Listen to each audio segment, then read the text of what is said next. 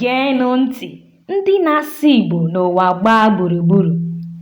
Ị dị njikere maka asọmpi ịkpọpụta ọtụtụ okwu Igbo akpọrọ Igbo Voice-athon n'asụsụ Bekee? Ọsọ ya bụrụ ma ị nọ n'ala Igbo maọbụ ma ị nọ na mba ọzọ n'ụwa niile gbaa gburugburu. Anyị na-ezitere gị ozi ka ị sonyere anyị ikepụta nnukwu ọba akwụkwọ n'olu Igbo. Ihe ị ga-eme ma ọ bụrụ na ị nabata isonyere nke a bụ isonyere anyị n'iji olu gị kpọpụta okwu Igbo n'ime ogologo oge, nakwa na ị ga-emepụta opekata mpe ahịrịokwu dị 4,000 n'ọnwa 3.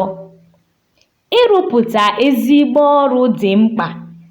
Gbaa mbọ hụ na ntinye oke ya bụ olu gị doro anya, dị ezigbote mma, ma ị ga-anọrọ ebe dara jụụ kpọpụta ya.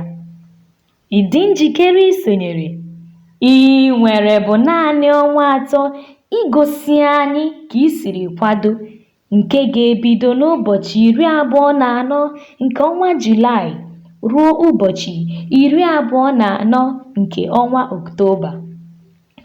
Iji olu gị kpọpụta ma mepụta ahịrịokwu Igbo ndị a dị ezigbo mfe site n'iji ngwaọrụ anyị akpọrọ Igbo API Editor Platform n'asụsụ Bekee.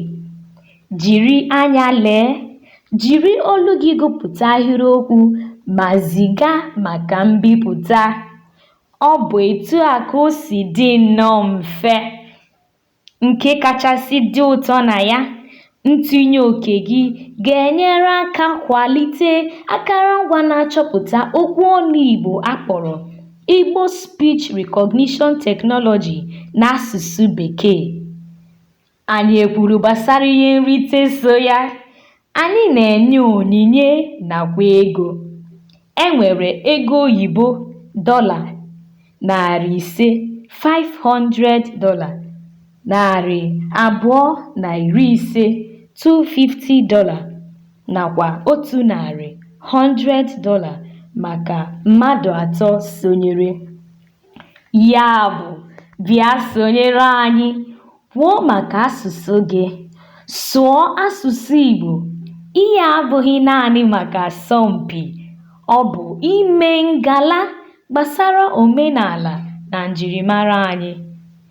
Debanye aha gị ugbu a ma soro asọmpi ịkpọpụta ọtụtụ okwu Igbo akpọrọ Igbo Voice-athon n'asụsụ Bekee. Ka anyị tikọta aka ọnụ mezie ọdịnihu asụsụ Igbo.